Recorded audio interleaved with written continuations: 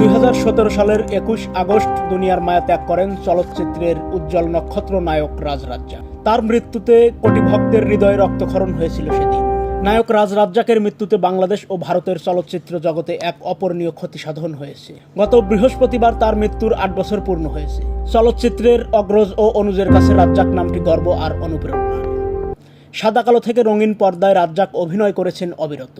কখনো নীল আকাশের নিচে হেঁটেছেন রোমান্টিক নায়ক হয়ে, কখনো হাজির হয়েছেন পিতার বেশে, আবার কখনো হয়েছেন সংগ্রামী যোদ্ধা। অভিনয় দিয়েই সাধারণ থেকে হয়েছেন কিংবদন্তি, নায়ক থেকে উপাধি পেয়েছেন নায়ক রাজ। মহানায়কের মৃত্যুর শোকাবহ দিনটিতে তাকে শ্রদ্ধা জানিয়েছেন তার অসংখ্য ভক্ত শুভাকাঙ্ক্ষী। তাকে স্মরণ করেছেন এ সময়ের জনপ্রিয় ঢালিউড সুপারস্টার শাকিব খান। নায়ক রাজ উপাধি পাওয়া এই মহানায়কের সঙ্গে চমৎকার সম্পর্ক ছিল মেগাস্টার শাকিব খানের। তার অভিভাবকের মতোই ছিলেন রাজ্জাক। তাই রাজ্জাকের বয়ানে একেবারে স্তব্ধ হয়ে যান শাকিব।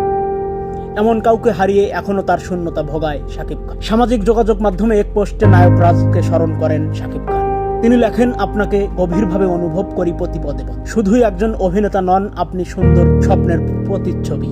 আপনার অভিনয়, হাসি চিরকাল বেঁচে থাকবে আমাদের স্মৃতিতে, ভালোবাসা। আপনার প্রতি রইল গভীর শ্রদ্ধা, চিরশান্তিতে থাকুন। রাজ্জাকের সঙ্গে কোটি টাকার কাবিন, জজ ব্যারিস্টার, পুলিশ কমিশনার, 1 টাকার বউ সহ বেশ কিছু সিনেমায় অভিনয় করেছেন শাকিব খান। রাজ্জাক 1942 সালের 23 জানুয়ারি কলকাতার টালিগঞ্জে জন্মগ্রহণ করেন। 1964 সালে তৎকালীন পূর্ব পাকিস্তান তথা বাংলাদেশে চলে আসেন তিনি।